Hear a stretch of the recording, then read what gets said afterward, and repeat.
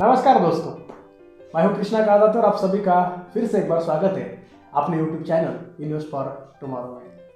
Friends, आज हमारे इस चैनल पे एक एक्सपर्ट जिन्हें मैंने खास आपके लिए बुलाया है, वो है श्रीमान दिनेश जी कोकने सर, जिनका इस सेक्टर का जो कि इंश्योरेंस का है, इन्वेस्टमेंट का है, ये सभी सेक्टर में जो टैक्स प्रैक्टिस की बात करें तो उनका लगभग 8 साल से भी ज़्यादा का एक्सपीरियंस रहा है। और वही एक्सपीरियंस का हमारे जो चैनल खास करके रेगुलर देखने वाले जो है उनके लिए फ़ायदेमंद हो, उसी के लिए अगर एक्सपर्ट का एडवाइस हमें कुछ एक्सपर्ट करने में मिलता है तो हमें फ़ायदेमंद होगा।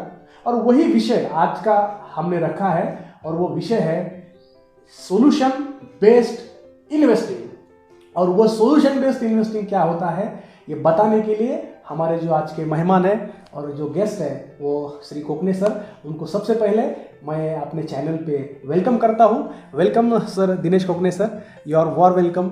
और हमारे जो श्रोता अभी है तो आपको सुनने के लिए तैयार है। और वो विषय जो है जो आज का मैंने खास करके डिसाइड किया है, क्योंकि मुझे पता है आप जैसे एक्सपर्ट अगर हमारे स्टूडियो में आएंगे, चैनल पे आएंगे, तो उसका डेफिनेटली बेनिफिट हमारे इस ऑडियंस को मिलने वाला है। जो भी इन्वेस्टर है, जो अपने चाइल्ड को लेके सोचते हैं, जो भी अपने खुद के इन्वेस्टमेंट में क्या होना चाहिए, पोर्टफोलियो कैसा होना चाहिए सोचते हैं, उन सभी के लिए आप हमें मार्गदर्शन तो करने वाले हैं। उसके पहले मैं आपको बताना चाहूँगा कि सर MBA है, सर MCOM भी है, सर का DTL भी हुआ है, और साथ ही में जो इन्वेस्टमेंट सेक्टर का सबसे बड़े डिग्री होती है दैट इज़ कॉल्ड CFP यानी कि सर्टिफाइड फाइनेंशियल प्लानर, वो भी सर ने पास किया हुआ है। और सर का खुद का बहुत बड़ा पोर्टफोलियो आज के डेट में है और काफ़ी सारे थाउजेंड्स ऑफ क्लाइंट्स को वो आज के डेट में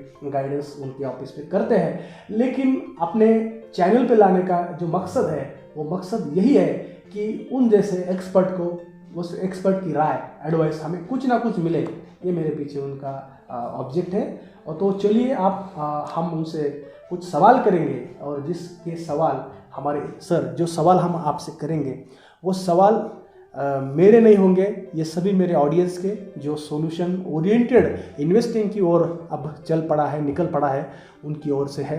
तो मैं आपको गुजारिश करूंगा कि सबसे पहले ये सॉल्यूशन ओरिएंटेड जो भी इन्वेस्टिंग होता है वो खास करके आप हमें 2 लाइन में बताएं कि सॉल्यूशन ओरिएंटेड इन्वेस्टिंग होता क्या है। फर्स्ट ऑफ ऑल मैं थैंक्स करूंगा कृष्णा कादाती जी को, जिन्होंने मेरे को उनके यूट्यूब चैनल पे इनवाइट किया और मुझे बुलाया। उनका मैं शुक्रिया अदा करता हूँ। अभी आते हैं अपने विषय पे, सॉल्यूशन बेस्ड इन्वेस्टमेंट क्या होता है। आने वाले कल में या भविष्य में अपने जो कुछ रिक्वायरमेंट होती है, रिक्वायरमेंट बोले तो अपने जो फ्यूचर के गोल्स होते हैं वो अचीव करने के वास्ते वो गोल अपन कैसे अचीव कर सकते हैं, उसके वास्ते जो प्री प्लानिंग करना पड़ता है, या अपने को गोल कैसे अचीव करने के वास्ते जो प्लानिंग करना पड़ता है, उसको ही सीधा ही उसको सॉल्यूशन बेस्ड इन्वेस्टमेंट कहते हैं। Thank you sir. तो आपको ध्यान में आया होगा कि जो गोल आपका एक विषय लेके चलता है या फिर कुछ टारगेट लेके चलता है that is called solution oriented. या सर, एम आई राइट? यस। सॉल्यूशन ओरिएंटेड जो भी फंड आप कहते हैं तो वो है आपका जो भी टारगेट रहेगा, उस टारगेट को लेके आपने कुछ फंड लेना, उसमें कुछ आपका पैसा डालना या कुछ कॉर्पस बनाना, that is called solution oriented fund. Thank you sir.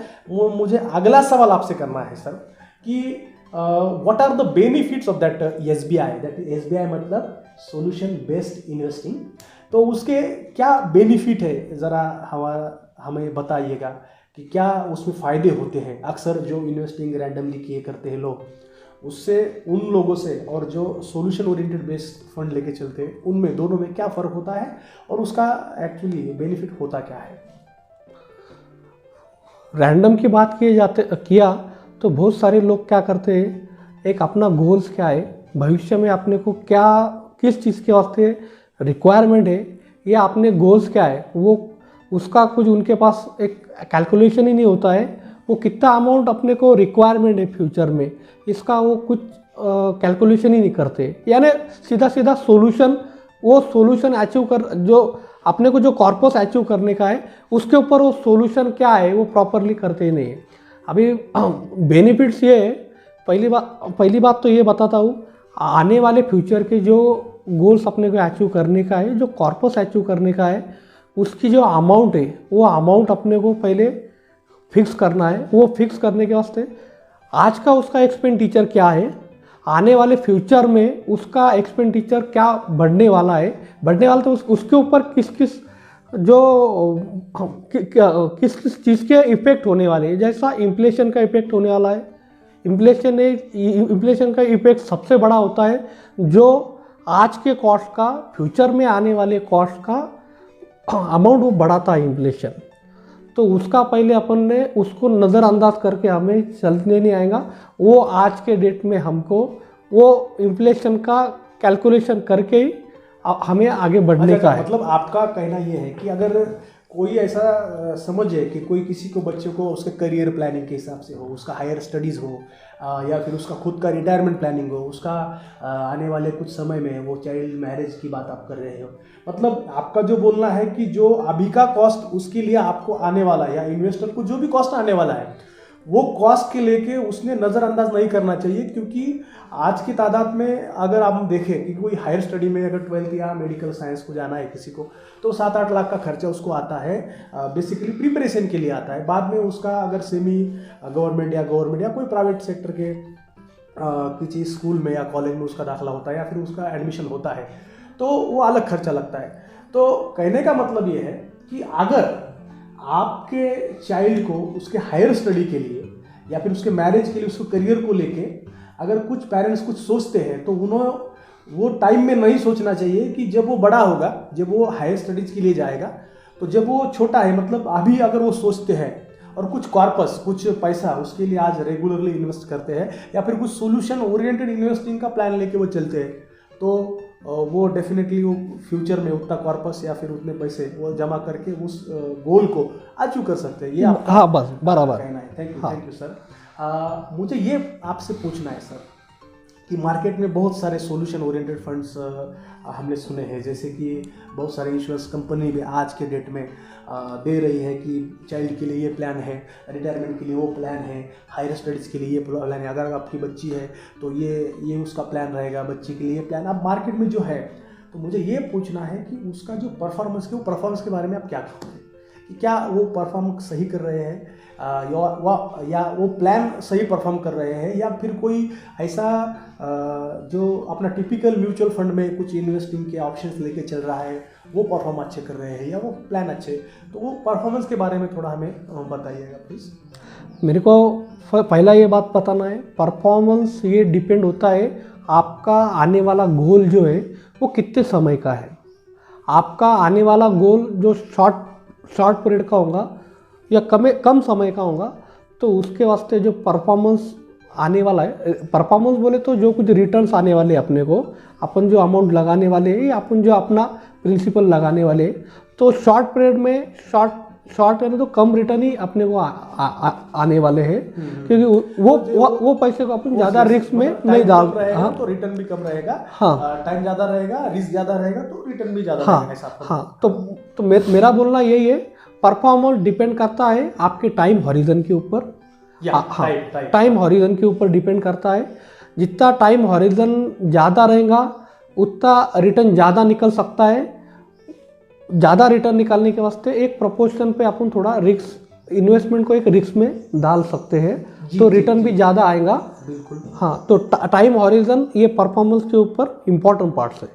या तो देखिए आप, ये तो सही बात है कि बहुत बार आपने सुना होगा रिस्क है तो इश्क है, मतलब हाँ, ये बात भी सबसे फेमस है। बराबर है। अगर आप रिस्क लोगे तो आपको सही मायने में अच्छा रिटर्न मिलेगा सर। लेकिन आपने एक बात सही कही है कि रिस्क अगर तुम थोड़े समय के लिए लेते हो तो वो रिस्क आपको सही परफॉर्म नहीं करेगा। अगर आपको रिस्क ही लेना है तो थोड़ा टाइम होरिजन उसको अलाइन करो। अगर टाइम होरिजन आपको उसको अलाइन करते हो तो आपको सही पोजीशन पे वो फंड ले जाएगा, परफॉर्म वो अच्छे से करेगा, ये आपका कहना है। सर मुझे आगे जाके ये बताना है कि आज जो गवर्नमेंट ने पेंशन भी बंद करा है, तो पेंशन के ओरिएंटेड बोले तो रिटायरमेंट के बारे में आपका क्या कहना है कि अगर रिटायरमेंट के लिए कुछ सोल्यूशन है आपके पास तो प्लीज़ हमारे ऑडियंस के लिए वो अच्छी बात रहेगी। आप थोड़ा रिटायरमेंट ओरिएंटेड जो सोल्यूशन है उसके बारे में थोड़ा बात हमसे करें। अच्छा सवाल आपने पूछा है। हर कोई जो जॉब में लगता है, जॉब में एक पर्टिकुलर पीरियड तक यानी एक स्टैंडर्ड एक 50 या 58 या 60 एज तक अपन जॉब करते हैं, बाद में रिटायर होते हैं, या कोई जो प्रोफेशनल में है वो जॉब उनका यानी वो उनका अर्निंग चलता है। मगर जो प्राइवेट जॉब में या जो गवर्नमेंट जॉब में है उनका एक रिटायरमेंट का एक पर्टिकुलर एज फिक्स है, उनके बाद वो रिटायर ही होते हैं तो उनका अर्निंग बंद होता है। जो अर्निंग बंद होता है, बंद होने के बाद एक अपना एक पर्टिकुलर, सबसे बड़ी बात क्या है, रिटायरमेंट होने के बाद आदमी के एक्सपेंडिचर बढ़ते हैं। बोले तो हाँ हाँ उम्र तो बढ़ चुकी है, उम्र बढ़, हाँ मेडिकल खर्चा आता है। तो जो आने वाले फ्यूचर के जो रिटायरमेंट के जो खर्चे हैं वो अपने को जब अपने को मिलने चाहिए तो उसके वास्ते रिटायरमेंट सॉल्यूशन करना ये जरूरी है। ये बात पूछना है आपसे भाई, आप सही बोला है। रिटायरमेंट अगर होती है तो खर्चे भी बढ़ते हैं, डिपेंडेंसी भी बढ़ती है, बहुत सारे कॉम्प्लिकेशन होते हैं। अगर कोई बच्चा अगर तुम्हारे करियर सेट हो गया है तो very well and good, but अगर किसी के बच्चे का करियर सेट नहीं हुआ है हाँ। तो जाके प्रॉब्लम्स खड़े होते हैं। हाँ। और जबकि रेगुलर अर्निंग बंद होता है, कम होता है, स्टॉप हो जाता है। हाँ। मुझे दूसरा ये पूछना है सर कि बहुत सारी कंपनीज या बहुत सारे कुछ ग्रेजुएटी का रहेगा, कुछ तुम्हारा लीव रहेगा, तो जो लमसम अमाउंट मिलता है हाँ। तो वो लमसम अमाउंट का एक सोल्यूशन लेके वो हाँ। लमसम अमाउंट को लेके हाँ। कुछ सोल्यूशन हो सकता है, या फिर वो अमाउंट अगर कुछ रियल इस्टेट हो या फिर कुछ बिजनेस के लिए हो तो क्या करना क्या चाहिए। एक रिटायर होने वाले आगे 5 साल में, 4 साल में, 2 साल में जो लोग रिटायर होने हैं हाँ उनके पास जो लमसम अमाउंट आएगा उसके बारे में आपका क्या कहना है कि क्या करना क्या चाहिए उसमें, अगर वो आगे जाके 20 ईयर्स या 15 ईयर्स या फिर 10 ईयर्स एटलीस्ट वो अगर रेगुलर लाइफ जीता है हाँ। तो उसमें वो लमसम अमाउंट के बाद साथ क्या करना चाहिए, मुझे ये ज़रा आप बताइए प्लीज़। पहली बात तो आपको ये बोलता था, रिटायरमेंट होने वाले जो रिटायर होता है या रिटायर होने वाला है 4-5 साल के बाद, रिटायर व्यक्ति को पहली बात तो रिस्क अपन दे ही नहीं सकते ज़्यादा, क्योंकि हाँ क्योंकि उनका जो आने वाला जो इन फ्यूचर के एक्सपेंडिचर या उनको जो इनकम मिलने वाला है तो वो वही कॉर्पोरेट से मिलने वाला है। बिल्कुल। हाँ, तो अपन उनको रिस्क उनकी जो इन्वेस्टमेंट है या उनको रिस्क में अपन ज़्यादा इन्वेस्टमेंट कर नहीं सकते उनका।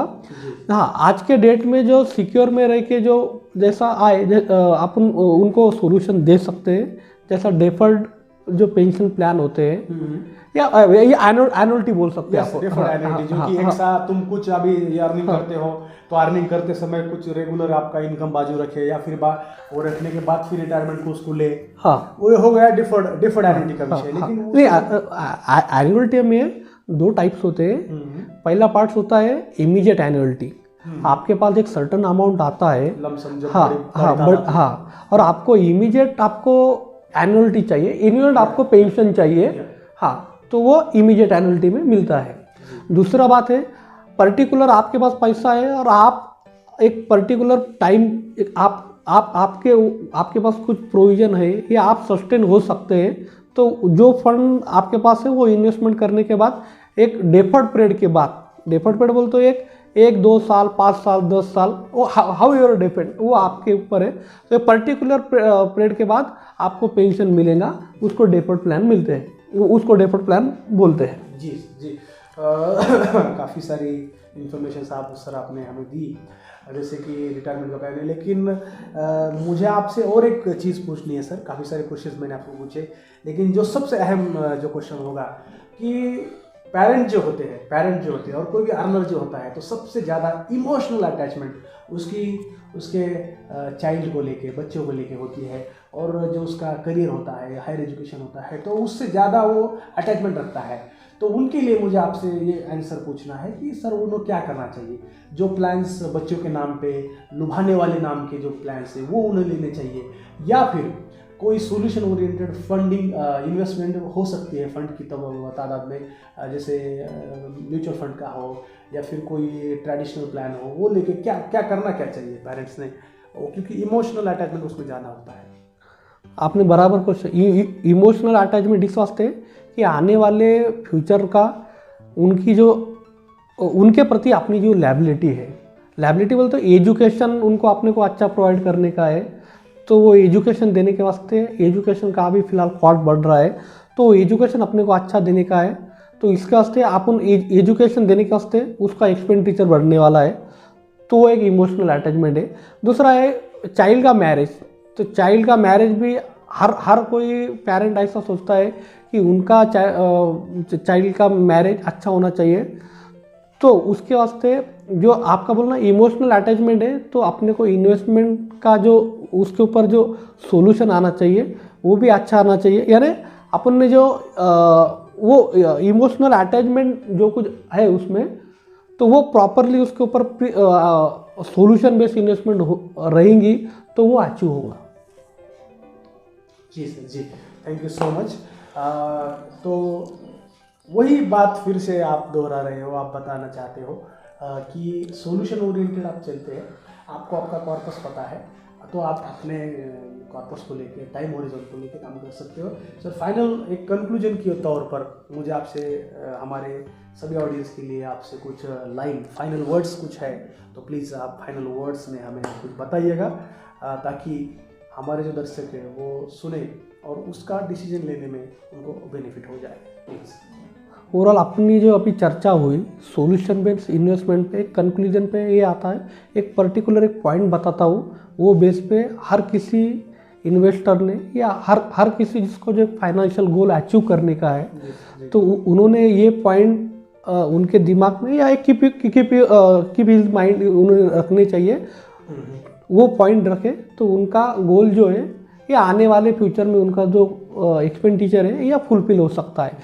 पहला बात तो आने वाले फ्यूचर में क्या अमाउंट अपने को लगने वाला है वो पहले अपन ने कैलकुलेट करना चाहिए, एक वो एक फिक्स अमाउंट अपने पास चाहिए, वो फाइनेंशियल गोल रिगार्डिंग। दूसरा बात ऐसा है, वो जो गोल अचीव करने का है, वो गोल अचीव करने के वास्ते अपन ने इन्वेस्टमेंट कहाँ करना चाहिए, डिपेंड ऑन उनका जो टाइम हॉरिजन है, वो टाइम हॉरिजन से उनका किधर इन्वेस्टमेंट कर सकते हैं। अभी फिलहाल वो इन्वेस्टमेंट के बहुत सारे ऑप्शन अवेलेबल है, हाँ, मगर डिपेंड उनके टाइम हॉरिजन और वो टाइम हॉरिजन को लेके ही क्या रिस्क ले सकते हैं, ऐसा वो इन्वेस्टमेंट। Got it sir. तो कहना ये चाह रहे हैं सर आप हम सबके लिए, सर ये जो समरी और कंक्लूजन है, फाइनल वर्ड्स जो है, उनको कहना है कि असर्टेन द कॉर्पस, आपको कितना कॉर्पस लगने वाला है और आपका फाइनेंशियल गोल क्या है, उसके साथ ही साथ आप उसको आइडेंटिफाई करो और उसके लिए एक बेस्ट एसेट का मिक्स करो, यानी कि कुछ जो एवेन्यूज़ है इन्वेस्टमेंट के, वो एवेन्यूज़ आप लेके उसको एक रिस्क का जो एपेटाइट है, खुद कितना रिस्क ले सकते हैं या कितना टाइम उसके साथ आप दे सकते हो, वो अगर बात आपने डिसाइड की तो डेफिनेटली आपको आपके फाइनेंशियल गोल अचीव करने में इसका 100% बेनिफिट होगा, और वही लेके अगर हम फ्यूचर में चले तो उसका बेनिफिट ज़रूर होगा। दोस्तों, ये सभी इंफॉर्मेशन और ये सभी जो टॉक था तो मैं आपके लिए अरेंज करा था। अगर सही मायने में आपको ये वीडियो अच्छी लगे तो उसको लाइक करना ना भूलो, और अभी भी आपने चैनल को सब्सक्राइब नहीं किया है तो सब्सक्राइब करो और बेल आइकन को क्लिक करो, ताकि आने वाले ऐसे वीडियो आपको जल्दी से जल्दी मिले। आपके सभी रिलेटिव्स, फ्रेंड्स को आप ये शेयर करो, और अगली वीडियो में हमें मिलना है और इसी तरह का विषय लेके मैं आपके पास आऊँगा। तब तक के लिए धन्यवाद। सर के भी मैं बहुत बहुत धन्यवाद यहाँ पे मानता हूँ। Sir thank you so much, आपका बहुत कीमती समय आपने हमारे ऑडियंस के लिए दिया। Thank you so much.